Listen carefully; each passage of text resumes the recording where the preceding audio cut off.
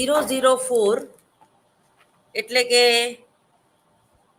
Advance social psychology, જેની આપણે જુદી જુદી ટેકનિક એટલે કે જે મેથડ જે છે એના વિશે આપણે વાત કરી રહ્યા હતા. એના જે જુદા જુદા સિદ્ધાંતો અને કોઈ પણ સમાજ કે કોઈ પણ જે સમૂહ છે એને સમજવા માટે, એને જાણવા માટે એની જે જુદી જુદી ટેકનિક અને કસોટીઓની રચના માટે કઈ કઈ પદ્ધતિઓનો ઉપયોગ કરવો એની વાત તરફ આપણે જઈ રહ્યા હતા. એમાંની પ્રક્ષેપણ પદ્ધતિ વિશે આપણે વાત કરવાની શરૂઆત કરી હતી. એની પહેલા આપણે કઈ પદ્ધતિઓ ભણી ગયા એના નામ ખાલી આપણે જાણી લઈએ. તો આંતરનિરીક્ષણ પદ્ધતિ, એ પછી છે નિરીક્ષણની જુદી જુદી પદ્ધતિઓ, એ પછી આપણે ભણી ગયા મનોવૈજ્ઞાનિક પદ્ધતિઓ, મનોવૈજ્ઞાનિક પ્રયોગ પદ્ધતિઓ, સર્વેક્ષણ પદ્ધતિ, સર્વેક્ષણ સંશોધનની જુદી જુદી પદ્ધતિઓ, જેમાં પ્રશ્નાવલી અને મુલાકાતની પદ્ધતિઓ, એ પછી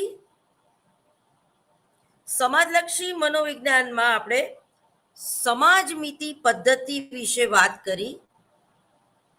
એના પછીની જે વાત કરી એ વસ્તુ વિશ્લેષણ પદ્ધતિ એટલે શું. એના પછી તિર્યક સાંસ્કૃતિક સંશોધન પદ્ધતિ કેવી હોય છે એના વિશે વાત કરી. અને હવે આપણે વાત કરી રહ્યા છીએ પ્રક્ષેપણ પદ્ધતિઓ. છેલ્લી અને 9મી જે પદ્ધતિ છે એ છે પ્રક્ષેપણ પદ્ધતિઓ.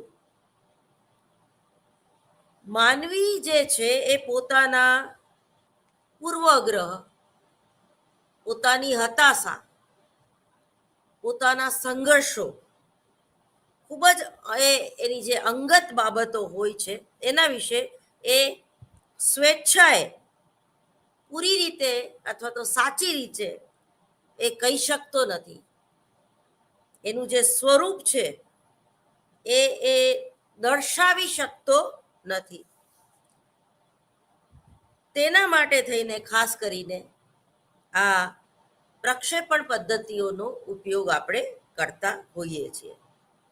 જેનામાં રહેલી આંતરિક જે ગ્રંથિઓ છે,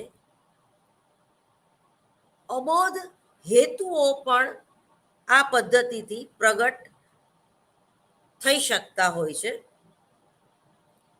સાદા નિરીક્ષણ ઉપરથી આ સમજી શકાતું નથી. કોઈ વિશિષ્ટ સંજોગોમાં વિશિષ્ટ વર્તન પાછળના સાચા મનોભાવો અને હેતુઓ વિશે જાણકારી મેળવવામાં ઘણી બધી મર્યાદાઓ નીપજે છે. તેથી મનોવૈજ્ઞાનિકો પ્રક્ષેપણ પદ્ધતિનો ઉપયોગ કરે છે. પ્રક્ષેપણ ટેકનિકમાં વ્યક્તિઓને સીધા પ્રશ્નો પૂછવામાં આવતા નથી, પરંતુ સંદિગ્ધ, અસ્પષ્ટ, વિચિત્ર અને ઉદ્દીપ્ત કરનારા પ્રશ્નો પૂછવામાં આવે છે. આ સંદિગ્ધ, અસ્પષ્ટ અને ઉદ્દીપકનું અર્થઘટન કરવામાં અજાણ અને આડકતરી રીતે તેના આંતરિક વિચારો, ચિંતા, ઘર્ષણો વગેરે જુદી જુદી જે વિચારો અથવા તો જે ગ્રંથિઓ બંધાઈ ગઈ હોય છે કોઈ સમાજની, કોઈ વિશિષ્ટ સમૂહની, એ પ્રગટ થાય છે આ પદ્ધતિ દ્વારા. આ પદ્ધતિ એટલે કઈ? પ્રક્ષેપણ. તો એનું આના અર્થઘટનમાં વ્યક્તિના આંતરિક માનસનું પ્રક્ષેપણ થતું જોવા મળે છે. વ્યક્તિના પ્રગટ થયેલા વિચારોનું અર્થઘટન કરી તેના માનસ વિશે અનુમાન મૂકી શકાય છે, અનુમાન કાઢી શકાય છે. પ્રક્ષેપણ કસોટીઓ વિકસાવવામાં રોસાર્સ નામના એક સાયકોલોજી, RORSCHACH, રોસાર્સ, ઝોન્ડી, મરે અને રોઝેનવિક વગેરે એમાં અગત્યનો ફાળો નોંધાવ્યો છે. અસ્પષ્ટ ઉદ્દીપકો તરીકે શાહીના ડાઘા એ રોસાર્કની કસોટી હતી. જુદા જુદા ચિત્રો એ મરે ચિત્ર કસોટી દ્વારા વ્યક્તિત્વને નું સંશોધન કર્યું, અને ફોટાઓ દ્વારા ઝોન્ડી નામના સાયકોલોજિસ્ટે એ સંશોધન હાથ ધર્યું હતું. એટલે શાહીના ડાઘાનો અહીંયા ઉપયોગ થયેલો. જુદા જુદા ફ્રી હેન્ડ, જુદા જુદા ચિત્રો, જેને જેવું મનમાં હોય એવા ચિત્રો એને દેખાય, જેવી દ્રષ્ટિ એવી સૃષ્ટિ.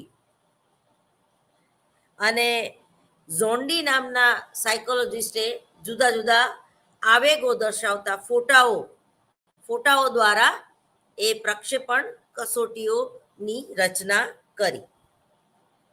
આકૃતિઓ દ્વારા રોઝેનઝવિક એટલે કે લીટીઓ ઊભી આડી દોરીને, એટલે કે જે ઓછું ભણેલા સમૂહ માટે કે ઓછું ભણેલા જૂથ માટે, જે અનએજ્યુકેટેડ લોકો છે એના માટે પણ આ કસોટી ખૂબ જ ઉપયોગી નીવડી. ઊભી આડી લીટીઓ કરીને કે રમકડા કે જુદા જુદા રંગો કે રંગની પીછી, ચોક વગેરે, માટીના રમકડા વગેરે દ્વારા આ પ્રયોગ થયો. તેમાં રોસાર્કના શાહીના ડાઘાની કસોટીઓ અને મરેની પ્રત્યક્ષ અધિજ્ઞાન કસોટી એટલે કે TAT નો વ્યાપ્ત ઉપયોગ થયેલો જોવા મળે છે. કઈ? તો કે TAT કસોટી એટલે કે પ્રત્યક્ષ અધિજ્ઞાન કસોટી, જેને આપણે ટૂંકમાં TAT કસોટી તરીકે ઓળખાવીએ છીએ. અને બીજી કઈ? તો કે છે કે રોસાર્કના શાહીના ડાઘાની કસોટીઓ.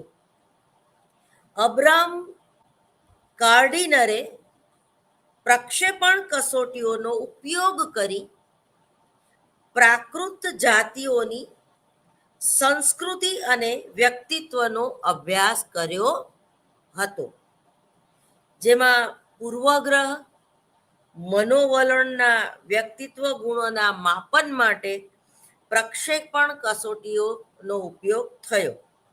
પ્રક્ષેપણ કસોટીઓની વિશેષતા એ છે કે તેમાં સંશોધકે વ્યક્તિની પ્રતિક્રિયાઓનું અર્થઘટન કરવાનું હોય છે, અને તે માટે સંશોધનને ખાસ તાલીમ આપવામાં આવે છે. શાહીના ડાઘાઓનું કે ચિત્રમાંના પાત્રોના વર્તનનું જે કલ્પના ચિત્ર વ્યક્ત કરે છે, તે ઉપરથી તેના જુદા જુદા મનોભાવો, આવેગો વિશે અર્થઘટન, અનુમાન કરી શકાય છે.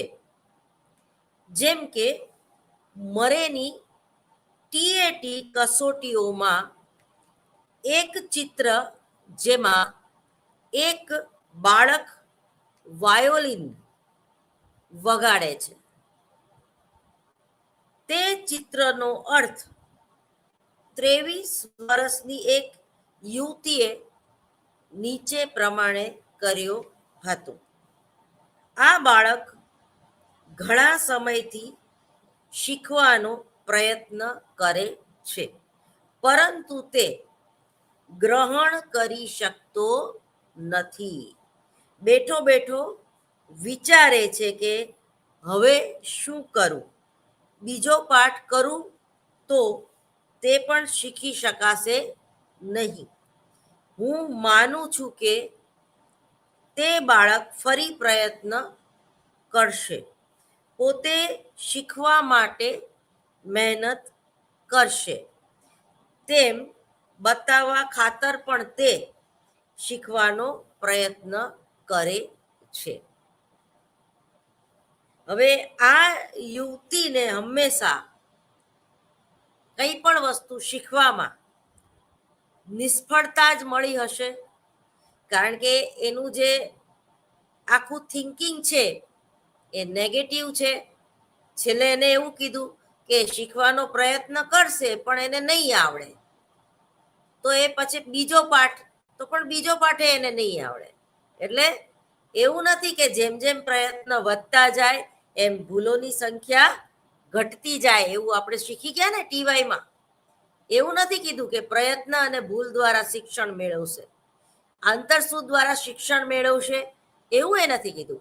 પણ આને તો એવું કીધું કે ગમે એટલું એ લર્ન કરશે, ગમે એટલી કોશિશ કરશે તો એને નિષ્ફળતા જ મળશે. તો આવું એને એનાલિસિસ એ છોકરીએ શા માટે કર્યું? કારણ કે પોતાને જીવનમાં અને નાની ઉંમરે વધારે નિષ્ફળતા મળી છે, જો એવું રિઝલ્ટ એને મળતું નથી, માટે એ પોતાના અનુભવો કહી રહી છે. તો આ યુવતીને હંમેશા એ નિષ્ફળ ગઈ છે, તેથી ફરી પ્રયત્ન કરશે તો પણ એને આશંકા છે કે ફરી પ્રયત્ન કરશે તો પણ નિષ્ફળ જશે. કુટુંબ સાથે રહેતા 24 વર્ષની વયના એક અપરિણિત શિક્ષકે આ ચિત્રનો બીજો જ અર્થ કાઢ્યો. વાયોલિન સામે બેઠેલો આ બાળક વિચારે છે કે અવાજ કેવી રીતે ઉત્પન્ન થતો હશે, બરોબર? ક્રિએટિવિટી, જિજ્ઞાસા વૃત્તિ, અને વાજિંત્ર કેવી રીતે વગાડતું હશે, તેની પોતાની પાસે આવું એક વાદ્ય હોય તેવી એને ઈચ્છા થઈ. જ્યારે તે મોટો થશે ત્યારે લોકોના ટોળાના તેના પગ આગળ ઊભા રહીને ધ્યાનથી આવી રીતે જ સાંભળતા હશે એવી આશા રાખે છે. તે મોટો માણસ થવાની મહેચ્છા ધરાવે છે. જો ચિત્ર એક જ છે, બાળક એક જ છે, એ વાયોલિન જ વગાડે છે ખરેખર,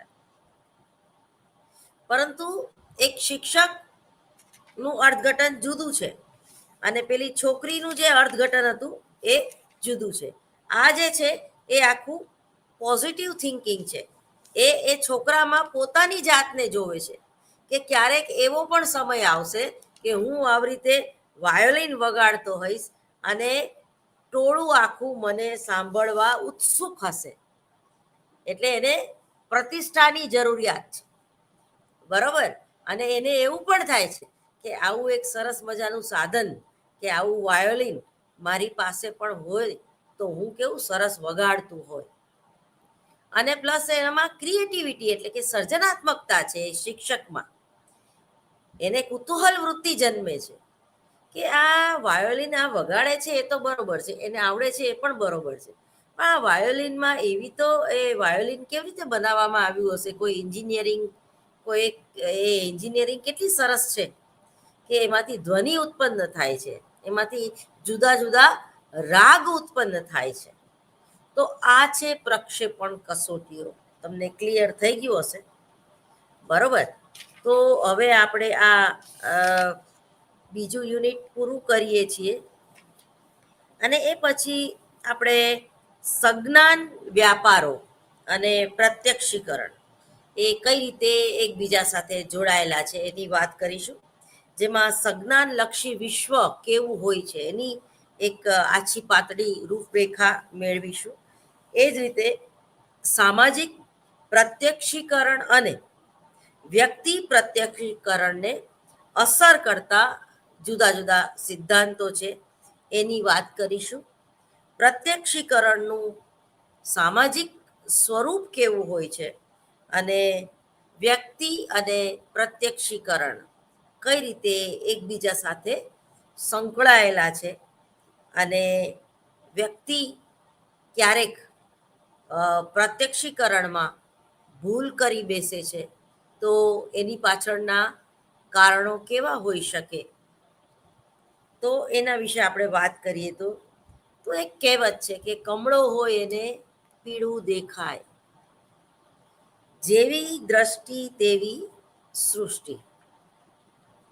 દરેક વ્યક્તિ જે છે એ આ ભૌતિક જગતને એટલે કે જગતમાંના પદાર્થોને, ઘટનાઓને, માણસોને પોતાની આગવી રીતે જુએ છે, સમજે છે, અને તેથી જ દરેક વ્યક્તિના પ્રતિભાવો, વર્તન વ્યવહારો, વિચાર ક્રિયાઓ, આવેગો, અભિવ્યક્તિઓ વગેરેમાં વ્યક્તિગત ભિન્નતા જોવા મળે છે. સમાજ મનોવૈજ્ઞાનિકોએ વ્યક્તિના આ આગવા માનસિક જગતને સંજ્ઞાતલક્ષી જગત કહ્યું છે. કોઈ પણ વ્યક્તિનું વર્તન આપણને વિચિત્ર લાગે કે બુદ્ધિગમ્ય લાગે, છતાં તેના પોતાના માનસિક વિશ્વના સંદર્ભમાં તો તે અર્થમયી જ હોય છે. તેથી જ તેના વર્તનને સમજવા માટે તેના સંજ્ઞાનલક્ષી વિશ્વની રચના અને કાર્યવાહીને સમજવા જોઈએ. દાખલા તરીકે કોઈ સ્ત્રી અને કોઈ પુરુષની વચ્ચે નવા નવા પ્રેમ સંબંધો બંધાય અને રોજ 5 થી 6 કલાક સુધી મોબાઈલમાં વાતો કરે રાખે, તો એના મિત્રોને એવું થાય કે યાર 6-7 કલાક સુધી શું વાતો કરવાની, એવું તો શું તમારે વાત કર્યા વગર રહી જાઓ છો, અથવા તમારી વાતો ખૂટતી જ નથી. હવે ભૂલે ચૂકે એની જો મિત્ર જે છે એની વાત સાંભળી લે તો એને હસવું આવશે, એને કોમેડી લાગશે કે યાર આવી વાહિયાત વાતો પૂછવાની, તે શું ખાધું ને કાલે પછી મમ્મીએ શું કેવા ખીજાણા હતા ને પછી કાલે ઓલું પિક્ચર જોયું એમાં તો હું કેવી રોવા માંડી ને એમાં મને તું કેવો યાદ આવ્યો ને, આવી અર્થ વગરની વાતો કરવાની. હવે જે વાત તમને અને મને કે એના મિત્રને અર્થ વગરની લાગે, એમાં એ લોકો માટે, પ્રેમી પંખીડા માટે એ વાત જે છે એ અર્થસભર છે. એના સંજ્ઞાન વિશ્વમાં એ એક પ્રેમ વ્યક્ત કરવાનું માધ્યમ છે. કોઈ વ્યક્તિના તમે પ્રેમમાં પડો તો એની ગાંડા જેવી વાતમાં પણ તમને કંઈક આમ તથ્ય લાગે. એ ખાલી એમ કે હું અડધી રાત્રે ઉઠી ગઈ હતી ને પછી ટીવી જોયું ને પછી યોગાસનનું ઓલું આવતું હતું ને એમાં એક છોકરો હતો ને મને તારા જેવો લાગતો હતો ને, તો એવી રીતે આખી જે વાત એક વાર્તા શરૂ કરે આખી, તો તમે બોર નથી થતા, કારણ કે તમે એના પ્રેમમાં છો. એ સાવ ગાંડી ગયેલી વાત કરે અને વારંવાર પૂછે શું કરસ શું કરસ, તો એ તમે ગુસ્સો નથી આવતો તમને, કારણ કે તમે એના પ્રેમમાં છો. પરંતુ જે વ્યક્તિને તમે પ્રેમ નથી કરી શકતા, જે વ્યક્તિમાં કંઈક ખૂટે છે એવું તમને સતત લાગે રાખે, તો એ તમારું કેરિંગ કરતો હશે બિચારો. તમને સામાન્ય રોજ પૂછે કે હવે તને કેમ છે, તાવ મટી ગયો, શરદી ઉધરસ હવે કેમ છે? હવે તમે 10 વાર કહી દીધું કે હા, શરદી ઉધરસ મને મટી ગયા, હવે સારું છે, હું દવા લઉં છું, મારી ચિંતા કરવાની જરૂર નથી. છતાં પણ એ બિચારો વારંવાર તમને પૂછે કે હવે સારું છે ને, દવા લીધી? કેમ તને શરદી થઈ ગઈ? ધ્યાન નહોતી રાખતી? બધું બાંધીને. તો તમને એક સમય પછી એ વસ્તુ બોરિંગ લાગશે. બોરિંગ છે કે નહીં એ જુદો પ્રશ્ન છે, પણ બોરિંગ લાગશે ખરી. એનું રીઝન શું? તમે એને પ્રેમ નથી કરતા માટે, અથવા તો એ જેટલો પ્રેમ કરે છે એટલો તમે એને પ્રેમ નથી કરી શકતા.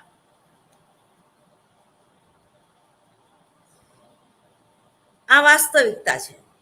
એટલે ઘણીવાર આપણા મનોમય જગતમાં જે વાતોની વેલ્યુ ના હોય, એ બની શકે કે બીજા માટે એની વેલ્યુ ખૂબ જ હોય.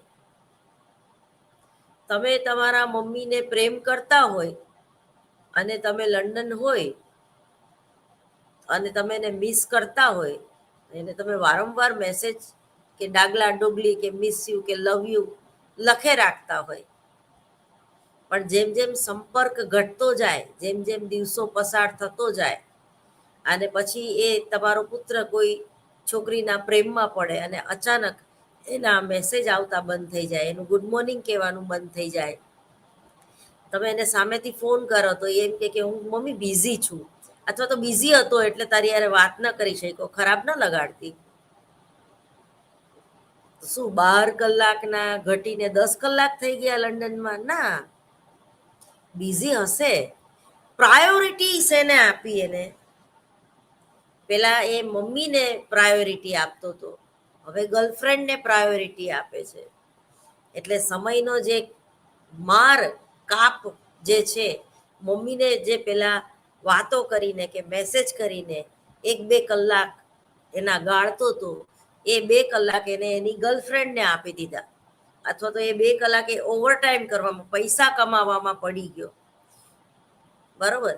અને પ્રેમ ઓછો નથી થઈ ગયો, પરંતુ સંપર્ક ઓછો થઈ ગયો. એની પણ એક ઇફેક્ટ હોય છે, એનું પણ એક મનોવિજ્ઞાન છે કે જે વ્યક્તિ પરિસ્થિતિ અથવા તો વાતાવરણના તમે સંપર્કમાં જ્યારે નથી રહેતા, ત્યારે એ લાગણી, એ પ્રેમ તો ત્યાં ને ત્યાં જ છે, પરંતુ એ સંપર્ક વિહોણા સંબંધો છે, જે કોઈને ક્યાંય લઈ જતા નથી કે લઈ જઈ શકતા નથી. મને મારા દીકરા ઉપર ગમે એટલી લાગણી હોય, પણ હું એને ગરમ ગરમ રોટલી નથી ખવડાવી શકતી. આ વાસ્તવિકતા છે. મારા છોકરાને મારા ઉપર ગમે એટલી લાગણી હોય, છતાંય એનું નિર્ણયો એવા છે કે હું આજીવન લંડનમાં જ રહીશ.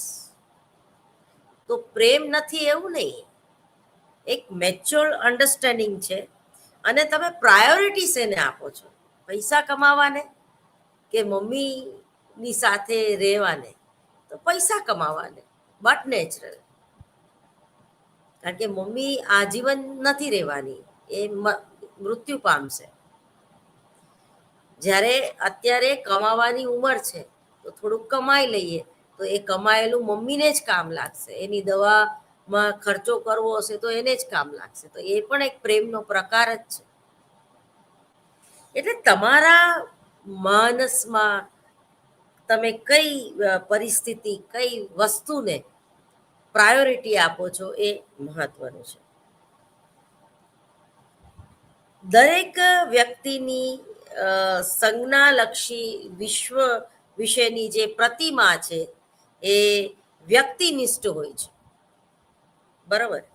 તેની પ્રતિમામાં કેટલાક નિર્ણાયકોનું પરિણામ છે, જેમાં ભૌતિક અને સામાજિક વાતાવરણ, વ્યક્તિની શરીર બંધારણીય રચના, તેના અભાવ, એની ઈચ્છાઓ અને એના ધ્યેયો, તેના ભૂતકાળના અનુભવો વગેરે બાબત ભાગ ભજવે છે. વ્યક્તિ જગતને કેવી રીતે સમજે છે તે સૌપ્રથમ તેના ભૌતિક અને સામાજિક વાતાવરણ ઉપર આધાર રાખે છે. સિમલાની શીતળ ટેકરીઓ ઉપર રહેતા માણસ તેમજ ભરૂચની ભૂમિના રણમાં રહેતી માનવીના જગત વિશેની કે ગરમ પ્રદેશની માં રહેતા એક કુટુંબના સભ્યોની પ્રતિમાઓમાં તફાવત હોય છે. કારણ કે દરેક વ્યક્તિના સામાજિક વાતાવરણમાં તેની ઉંમર, જાતિ અને દરજ્જામાં પણ તફાવત જોવા મળે છે. ભૌતિક વિશ્વના કયા પદાર્થોનો વ્યક્તિને અનુભવ થાય છે અને તે તેને કઈ રીતે પ્રત્યક્ષે છે તે અમુક અંશે તેની શરીર બંધારણીય રચના ઉપર આધાર રાખે છે. જ્ઞાનેન્દ્રિયોની શક્તિ તેમજ બૌદ્ધિક શક્તિઓમાં વ્યક્તિગત તફાવતો શરીર બંધારણીય તફાવતોને કારણે પડે છે. મંદ વ્યક્તિની સંજ્ઞા ક્રિયા તેજસ્વી વ્યક્તિની સંજ્ઞા ક્રિયા કરતા ઓછી જટિલ અને ઓછી તેજસ્વી હોય છે. ઉપરાંત દરેક વ્યક્તિ ઉત્પન્ન થતા એના જે અભાવો, એની જરૂરિયાતો પણ જુદી હોય છે. દરેક વ્યક્તિના ધ્યેય, આદર્શોમાં પણ તફાવત જોવા મળે છે. આનું પ્રતિબિંબ તેમના વર્તન વ્યવહારો ઉપર પડે છે. દરેક વ્યક્તિને જીવનમાં થતા અનુભવો તેના પોતાના માટે વિશિષ્ટ અને આગવા હોય છે. દરેક વ્યક્તિની આ વિશ્વ વિશેની પ્રતિમાનું વસ્તુ અને રચના તેના પૂર્વ અનુભવોથી આકાર પામે છે.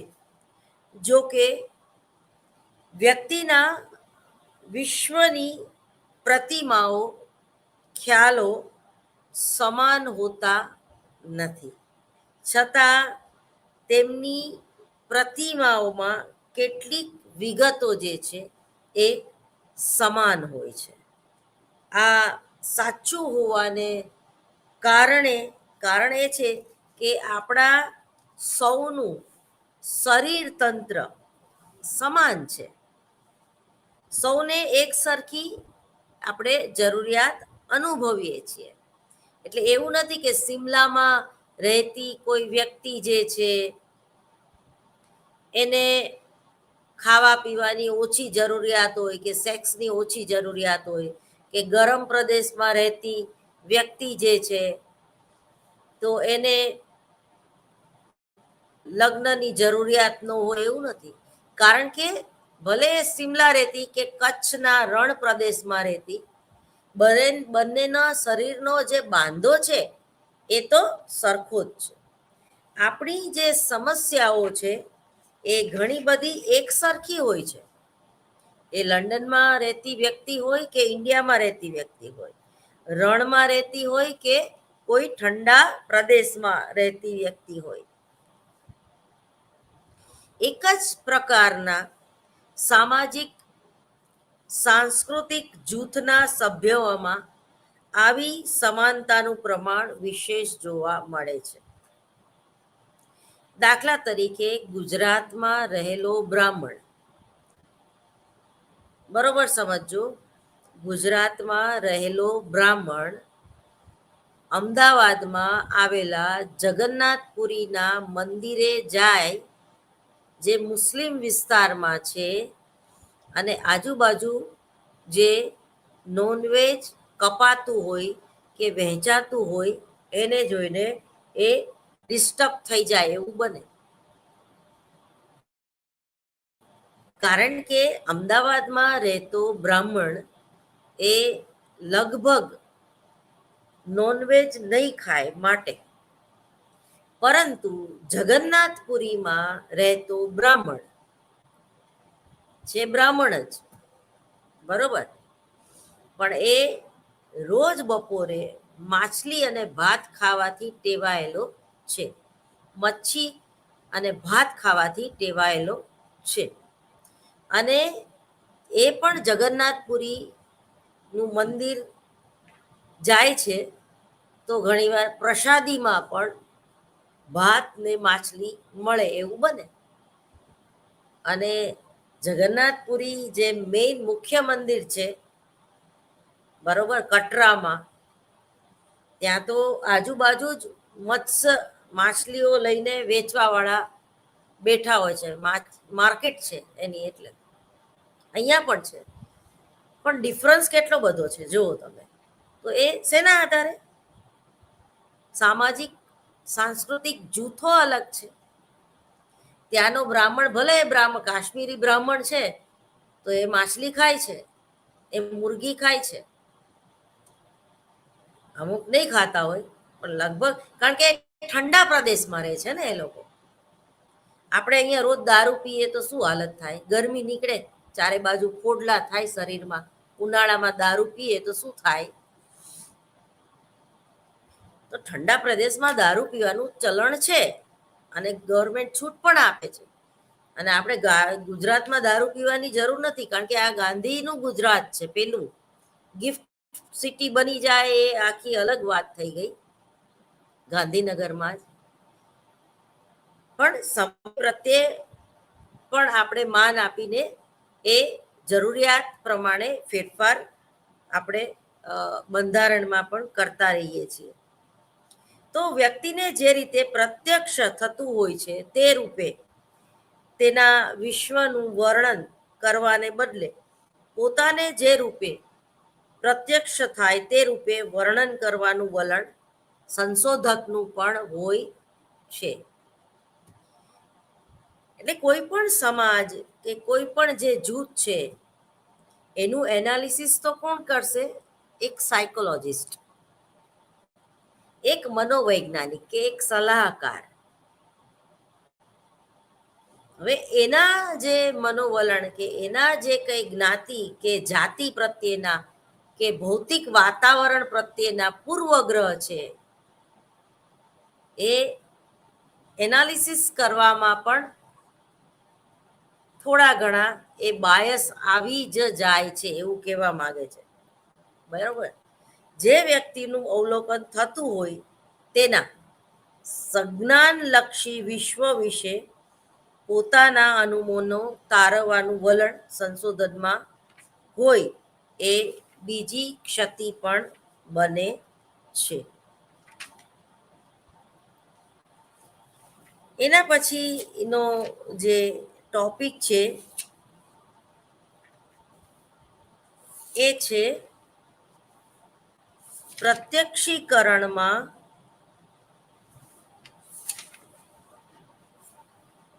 સાંસ્કૃતિક તફાવતો. તો એમાં જે પ્રત્યક્ષીકરણ ઉપર સાંસ્કૃતિક પરિબળો અને તેના તફાવતોની અસર પણ જોવા મળે છે. આ વિશેના જુદા જુદા 3 જૂથો મૂકી શકાય. એમાં પહેલું છે ક્રિયાલક્ષી ઉભાર, બીજું છે પરિચિતતા, અને ત્રીજું છે સંસ્કૃતિમાં પ્રયોજાતા સંદેશા વહનના તંત્રો. હવે ક્રિયાલક્ષી ઉભારમાં આપણે જોશું, એનો અર્થ એ થાય કે વાતાવરણમાં રહેલા કેટલાક લક્ષણોને કારણે અમુક પ્રકારના તફાવતો બીજા પ્રકારના તફાવતો કરતા વધારે અગત્યના બની રહે છે. આવી ઘટના એ વ્યવસાયિક અને વૈયક્તિક તફાવતોને કારણે પણ બને છે. પરંતુ સાંસ્કૃતિક ભૂમિકા જ વ્યક્તિના પ્રત્યક્ષનિષ્ઠ અનુભવોના સ્વરૂપ અને વિસ્તાર અથવા તો વિવિધતાને ની જે મર્યાદા બક્ષે છે. એમાં ડોબ્રાઇન જાતિના જે લોકો છે એનું ઉદાહરણ જોઈએ તો કે વ્યક્તિને પોતાના તમામ કુટુંબીઓના ચહેરા, કોઈ બે વ્યક્તિના ચહેરા એક સરખા હોતા નથી, પરંતુ લાગે છે, બરોબર? તો સરખા જ દેખાય છે. દાખલા તરીકે અહીંયા જે આપણે તમે જો આપણા ઘરમાં નેપાળી લોકો કામ કરતા હોય, ગુરખા, તો આપણને જલ્દીથી એ લોકો વચ્ચેનો ચીની લોકોનો ડિફરન્સ સમજાતો નથી આપણને. બધા એ લોકો પણ એ લોકોને ડિફરન્સ દેખાય છે કે એ લોકોને સરખા નથી લાગતા ચહેરા, પણ આપણને સરખા લાગે છે. એવું એ બને કે આપણા ચહેરા એ લોકોને સરખા લાગતા હોય, એવું એ બને ને? એ તો આપણે એ લોકોને પૂછવું પડે, પણ ખરેખર એવું હોતું નથી. તો આપણા દેશમાં હિન્દુઓ ગાયને પવિત્ર પ્રાણી તરીકે પૂજે છે, જ્યારે અન્ય ધર્મીઓ તેમાં તે વિદેશમાં ગાયનું માંસ પણ ખાય છે. તો ઘણા લોકો ભૂંડ ને એક ધાર્મિક પ્રતીક તરીકે જુએ છે, જ્યારે ભૂંડનું માંસ ઇન્ડિયામાં ખવાય છે, બરાબર? તો પરિચિતતા એ બીજું પરિવર્ત્ય છે. જુદી જુદી સંસ્કૃતિઓમાં ભૌતિક વાતાવરણ અને ભૌતિક ચીજ વસ્તુઓ સાધનોમાં વૈવિધ્ય હોય છે. આથી એક સંસ્કૃતિમાં રહેલી વ્યક્તિ બીજી અપરિચિત સંસ્કૃતિના વાતાવરણ તેમજ પદાર્થોની વચમાં આવી પડે ત્યારે તેની પ્રાત્યક્ષિક પ્રક્રિયાઓમાં વિસંવાદિતા ઉપજે છે. ઊંડા જંગલમાં રહેતો આદિવાસી એકદમ શહેરમાં આવી પડે તો તેને આ જગત કેવું લાગે, બરોબર? આપણી સંસ્કૃતિ સીધી રેખાઓની અને કાટખૂણાઓની સંસ્કૃતિ છે.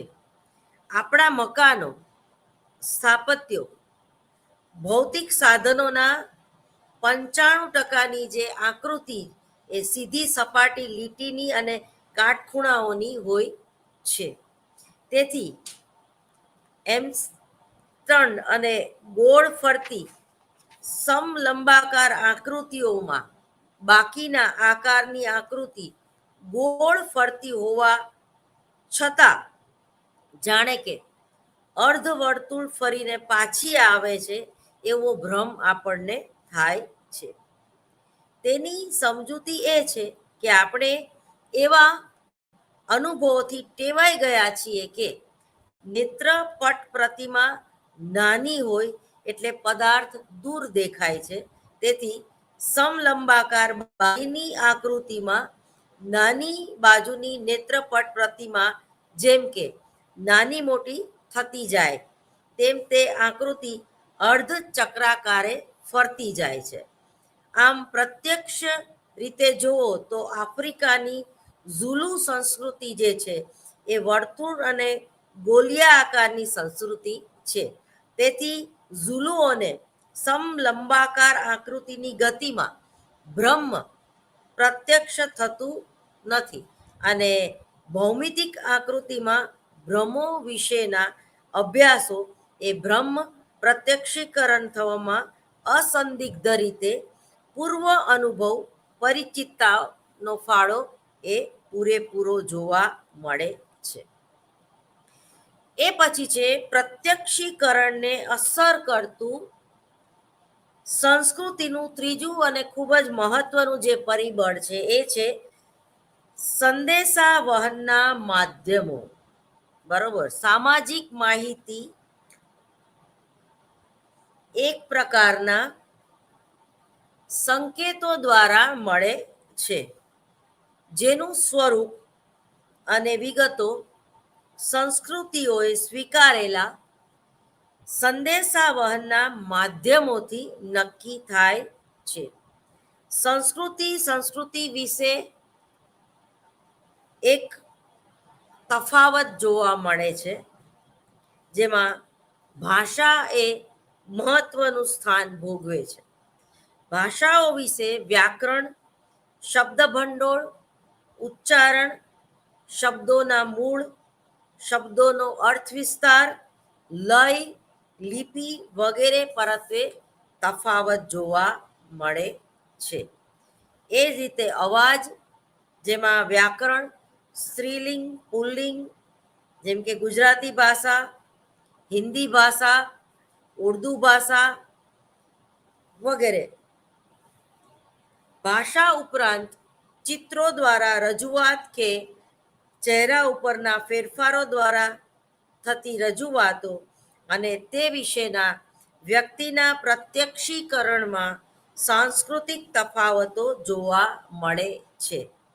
ડેનિસે માનવ આકૃતિ દોરવાની કસોટીઓમાં જોયું કે મધ્ય પૂર્વેના દેશોમાં જુદા જુદા જાતિ જૂથોમાં બાળકોએ દોરેલી માનવ આકૃતિમાં તફાવતો હતા અને સમાન વયના અમેરિકન બાળકો કરતાં તેમનો આંક ઘણો નીચો હતો.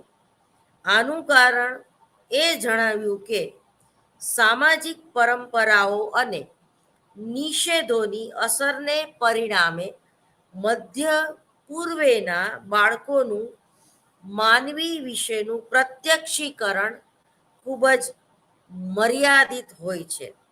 ચિત્રો દોરવામાં જે જુદા જુદા કલાકારોએ યોજેલા પ્રતીકો સામાન્યતઃ કલાકારોની એ સાંસ્કૃતિક સામાજિક ભૂમિકાનું પ્રતિબિંબ છે.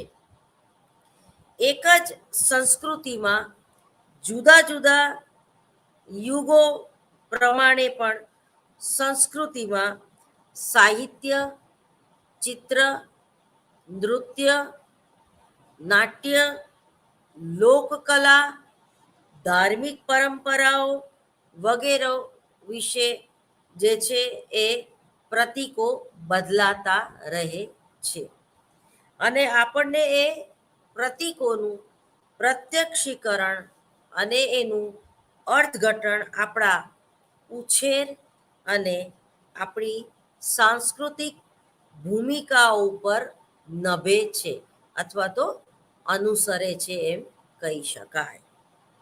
ચહેરા ઉપરના ફેરફારોથી આવેગને ઓળખવા વિશેના પ્રયોગો પણ બતાવે છે કે અન્ય અપરિચિત સંસ્કૃતિમાં ઉછરેલી વ્યક્તિના આવેગોની અભિવ્યક્તિ ઉપરથી અમુક આવેગો સિવાય મોટા ભાગના આવેગો એ ઓળખવા મુશ્કેલ બને છે. કેળવણીકારો માટે પણ એક વિચારવા જેવી બાબત છે કે જ્યારે કેળવણી આપવાના કાર્યક્રમમાં નવા સ્વરાંકનો કે પ્રતીકો કે પ્રયોજન જ્યારે તેમના બાળકને પ્રત્યક્ષીકરણ અર્થઘટન થવામાં ઘણી મુશ્કેલીઓ પડે છે, ત્યારે એ ભાષાકીય મર્યાદાને કારણે એની અસર જે છે એ તમને આવેગો સમજવામાં પણ ઘણીવાર તમારી એ સંસ્કૃતિ અને પરંપરાઓ ભાગ ભજવતી હોય છે. એના પછીના આપણે વાત કરીએ તો વ્યક્તિ પ્રત્યક્ષીકરણની જુદી જુદી રીતો. તો રોજિંદા જીવનમાં આપણે જુદી જુદી અનેક પરિસ્થિતિઓ અને સંજોગોમાં અન્ય લોકો વિશે આપણા અભિપ્રાયો બંધાય છે. આ પરિસ્થિતિમાં મુખ્યત્વે 3 બાબતો મોખરે જોવા મળે છે, જેમાં સામેની વ્યક્તિ માટે અભિપ્રાયો બાંધવા, પ્રત્યક્ષીકરણ કરનાર વ્યક્તિ અને પ્રત્યક્ષ પદાર્થો વચ્ચેની જુદી જુદી આંતરક્રિયાઓનું પ્રમાણ કેટલું છે, અને ત્રીજું પ્રત્યક્ષ કરનાર અને પદાર્થ વચ્ચેનો સંબંધ કેવો છે. જ્યારે કોઈ વ્યક્તિ જે છે આપણે પ્રથમવાર એને આપણે મળીએ છીએ ત્યારે તેના વિશે આપણી પોતાની ખૂબ એક મર્યાદા હોય છે એને ઓળખવા માટે થઈને, અથવા તો નહીવત કોઈ વ્યક્તિ, દાખલા તરીકે તમે મને દર અઠવાડિયે ઓનલાઈન લેક્ચર લેતા જોવો છો, અને હું મારો વિષય જે છે, મારે જે ભણાવવાનું છે સિલેબસ પ્રમાણે, ઇગ્નો યુનિવર્સિટીના નીતિ નિયમો પ્રમાણે એ ભણાવીને હું જતી રહું છું. એટલે મારા વિશે તમારું પ્રત્યક્ષીકરણ કેવું હોય તો કે છે કે મર્યાદિત હોય. પરંતુ જો તમે મારી એલડી આર્ટ્સ કોલેજમાં આવીને મારી સામે બેસો તો ભણવા સિવાયની પણ એક બે વાત થાય ખરી એવું બને. તમને મારું નામ પણ યાદ રહી જાય, મેં કયા વિષયમાં પીએચડી કર્યું છે એ પણ યાદ રહી જાય, અને હું પકવાન 4 રસ્તા રહું છું એવી પણ તમને મારા વિશે થોડીક વિશેષ માહિતી હોય. અને જો તમે મારા સગામાં થતા હોય કે તમે મારા ફેવરિટ સ્ટુડન્ટ હોય, કે આપણા રિલેશન એવા હોય કે આપણે એકબીજાના ઘરે જતા આવતા હોય, તો તમને મારે કેટલા દીકરા દીકરી છે, અથવા તો ઘરમાં કેટલા સભ્યો છે, અથવા તો મારી બીજી અભિયોગ્યતાઓ કે અભિરુચિ કયા વિષયોમાં છે એ પણ તમને માહિતી હોય. બરોબર? એટલે તમે કે કયા સર્કલમાં આવો છો. જેમ પ્રેરણાનું ચક્ર તમે ભણી ગયા ને, કે એકદમ ક્લોઝ આવો છો કે એકદમ છેવાડાના સંબંધમાં આવે છો, કે એકદમ પાસે જે ડોટ કરેલું છે એ તમે છો, તો એની બાજુના જ સર્કલમાં આવો છો, તો એ ફેર પડે છે.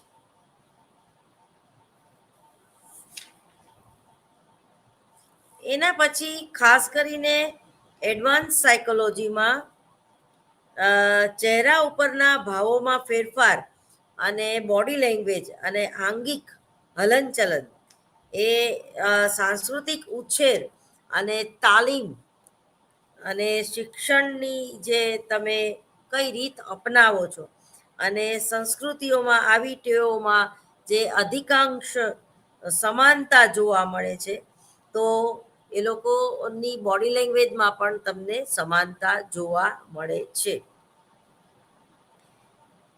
એના પછી છે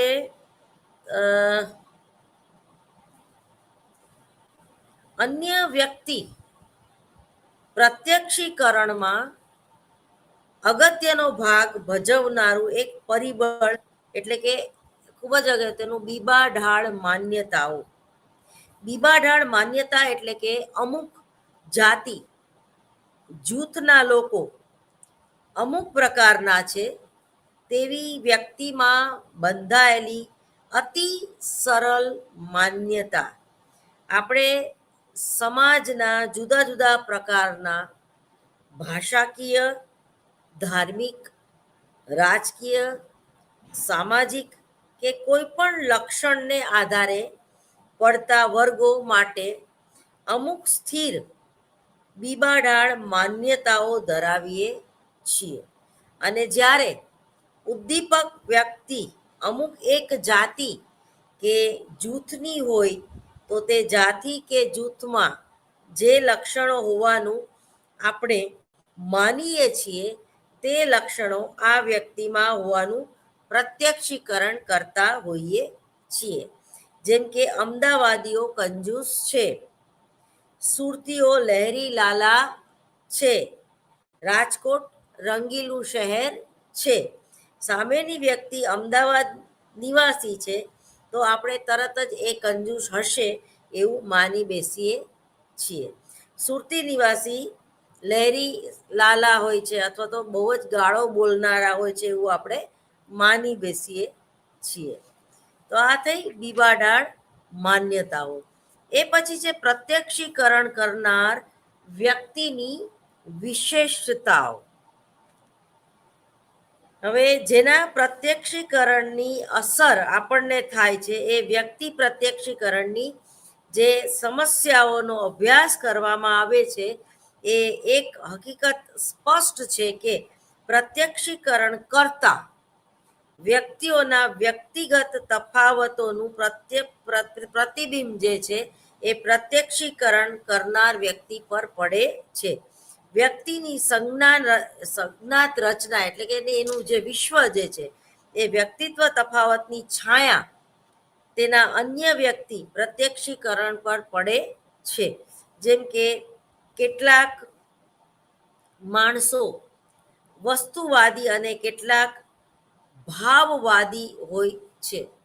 વસ્તુવાદી માણસો નક્કર હકીકતોને પ્રાધાન્ય આપે છે, એટલે કે વાસ્તવિકતાને વધારે પ્રાધાન્ય આપે છે, અને સારું ખરાબ સાચું ખોટું એવા દ્વૈત વર્ગોમાં કોઈ વ્યક્તિનું કે પરિસ્થિતિનું મૂલ્યાંકન કરે છે. જ્યારે સંદિગ્ધ અને કાલ્પનિક પુરાવો એ સ્વીકારી શકતા નથી. અને ભાવવાદી માણસ જે છે એ લાગણીશીલ અને કલ્પનાશીલ અને કોમળ હૃદયનો કવિ કે લેખક અથવા તો વસ્તુવાદીથી વિરુદ્ધ ગુણો ધરાવતો હોય છે, અને એ પોતાના વિશ્વ જગતમાં વધારે રાંચે છે. પ્રત્યક્ષ કરતા વ્યક્તિના માનસની ક્ષીણતા જટિલતાને તેના એક જ વ્યક્તિમાં પરસ્પર વિરોધી ગુણોને સાથે જોવાની શક્તિ સાથે સંબંધ છે.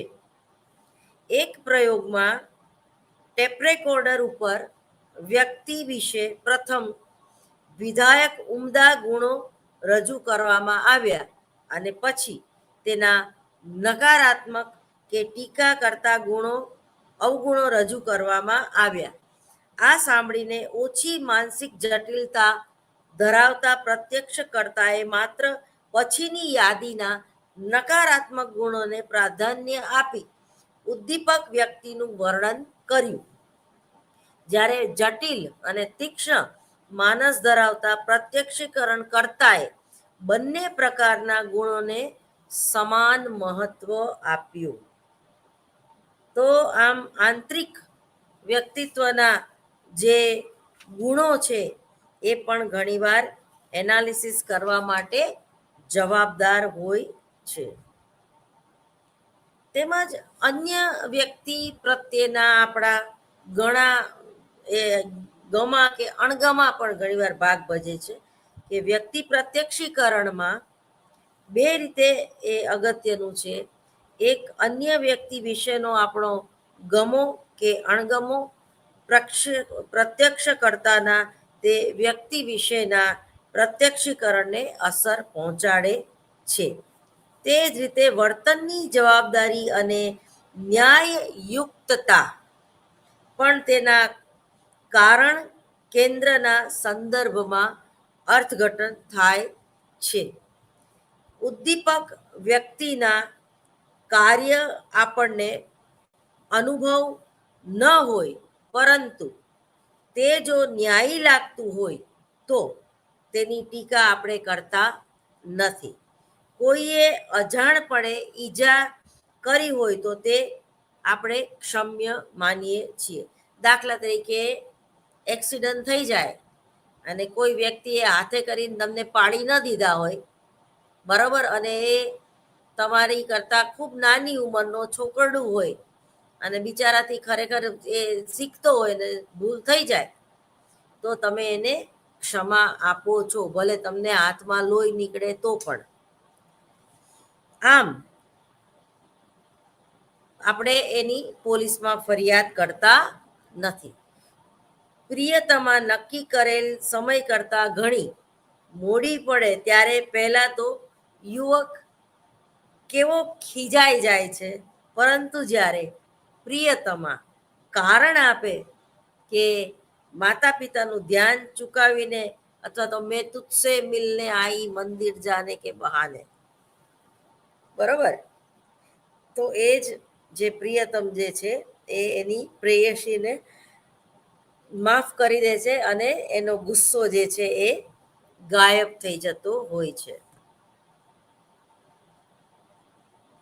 આમ વ્યક્તિ પ્રત્યક્ષીકરણની પ્રક્રિયામાં એક વલણ એવું પણ જોવા આપણને મળે છે કે જેમાં દ્રઢીભૂત થઈ જાય છે એ વાત, જેમાં પ્રત્યક્ષીકરણ વર્તનનું અર્થઘટન આપણે કરી શકતા હોઈએ છીએ. દાખલા તરીકે તમારા મનમાં એવી અસર હોય કે વક્તા નાસ્તિકવાદી છે, તો તેના વક્તવ્યમાં તમને તેના નાસ્તિકવાદી હોવાના વલણો વધારે પ્રમાણમાં દેખાશે. અને તમને એમ કહેવામાં આવે કે વક્તા આસ્તિક છે, તો તેના નાસ્તિકવાદી કહેવાય તેવા કથનોમાં પણ તમને એમાં આસ્તિકપણું દેખાશે. એક જ પ્રકારના જવાબ હોવા છતાં એ વાતનું અર્થઘટન જે છે એ ઘણીવાર આખું બદલાઈ જતું હોય છે. આમ તમે જુઓ કે પ્રત્યક્ષીકરણમાં ક્ષતિઓ પણ જોવા મળે છે, તો એનો પણ અભ્યાસ સમાજલક્ષી મનોવિજ્ઞાનમાં કરવામાં આવે છે. તો સામી વ્યક્તિનું જે પ્રત્યક્ષીકરણ થવામાં તેના વર્તનના કારણ આરોપવામાં જે વિવિધ પ્રકારની ક્ષતિઓ થવાની સંભાવના છે, આપણે અન્ય વ્યક્તિઓ વિશેની સમજ પ્રત્યક્ષીકરણ અને કારણોસર ખોટી ભૂલ ભરેલી નીવડે છે. દાખલા તરીકે અધિકારી કર્મચારીઓના કાર્ય વિશે પૂરેપૂરી માહિતી ન હોય, અથવા કર્મચારીઓના અધિકારીઓને કર્મચારીના કાર્ય વિશે પૂરેપૂરી માહિતી ન હોય અને વર્તન ઉદ્ભવતા જે પરિસ્થિતિ પૂરી જાણકારી ન હોય, અથવા તો અધિકાર તેની સમક્ષ પડેલી તમામ માહિતી જે છે એ પૂરી ના હોય, ત્યારે પણ એક પ્રકારનું પ્રત્યક્ષીકરણમાં ક્ષતિ નીપજે છે.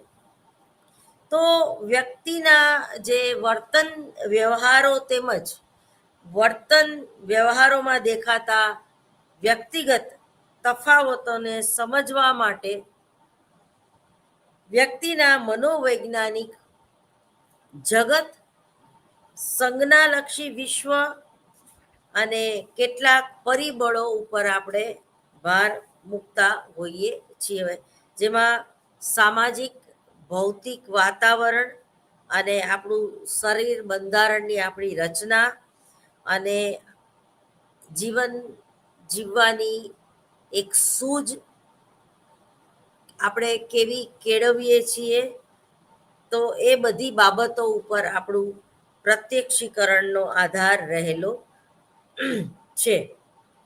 આમ વ્યક્તિના સજ્ઞાન સંસ્કારો એ પસંદગીયુક્ત સંગઠન પામેલા હોય છે, અને સજ્ઞાન સંરચના, શીખવાની ક્રિયા અને ઉદ્દીપન સંગઠનના સિદ્ધાંતો વગેરેનો વિકાસ પામે છે.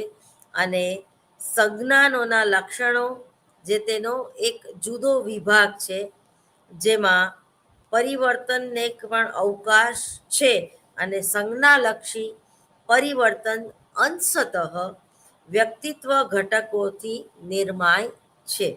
અને વ્યક્તિનું જે પ્રત્યક્ષીકરણ પ્રાયઃ સામાજિક જ બને છે. અને પ્રત્યક્ષીકરણના સામાજિક સ્વરૂપને સ્પષ્ટ કરતા અનેક પ્રયોગો થયા છે, જેમાં વ્યક્તિના પ્રત્યક્ષીકરણને તેની જરૂરિયાતોની તીવ્રતાનો અભાવ, પ્રત્યક્ષનિષ્ઠ ટેવો, ઉદ્દીપકોની આવેગશીલતા વગેરે કેટલાક ઘટકો અસર નિપજાવે છે. વ્યક્તિના કદ, વજન જેવા પરિમાણ વિશેના નિર્ણયો, ધોરણોની રચના વગેરે તેના સામાજિક મૂલ્યોનું પ્રતિબિંબ છે. ટૂંકમાં આ પ્રત્યક્ષીકરણની જે જુદી જુદી પદ્ધતિઓ છે, એ આ યુનિટ આપણે હવે પૂરું કરીએ છીએ અને હવે પછીના લેક્ચરમાં આપણે પ્રેરણાનું સામાજિક પાસું એના વિશે વાત કરશું. શેના વિશે વાત કરશું? પ્રેરણા. પ્રેરણા એટલે શું? મોટિવેશન. બરાબર. તમે સામાન્ય મનોવિજ્ઞાનમાં પ્રેરણા વિશે ભણી ગયા છો, તો હવે એની આપણે શરૂઆત કરશું. પ્રેરણાનું સામાજિક પાસું, યુનિટ 4.